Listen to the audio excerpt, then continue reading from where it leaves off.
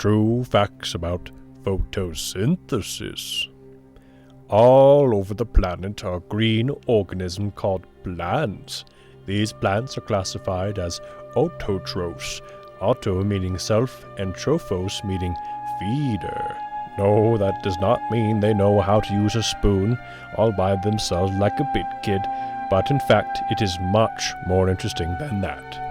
Plants can actually feed themselves by using energy harvested from the almighty sun, except for this plant.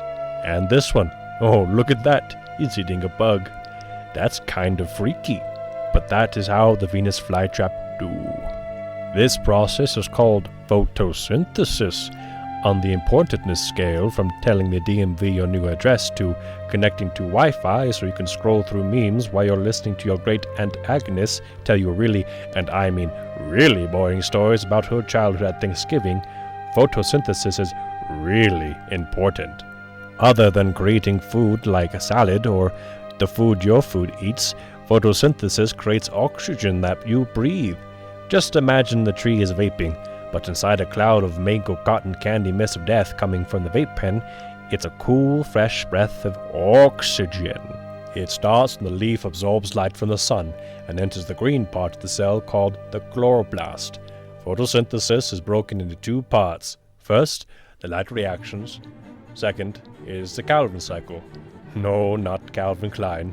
No, not Calvin and Hobbes. Yes, there is the Calvin cycle. During the light reactions, sunlight enters to the thylakoid and reacts with carbon dioxide and water. In this reaction, the light energy is changed into chemical energy called ATP. ATP is a chemical energy that drives the functions of all cells, not only in plants, but in your body too. Without ATP, life would cease to function. Yes, it's quite morbid, but alas, it is true. We would all for surely be totally and completely dead.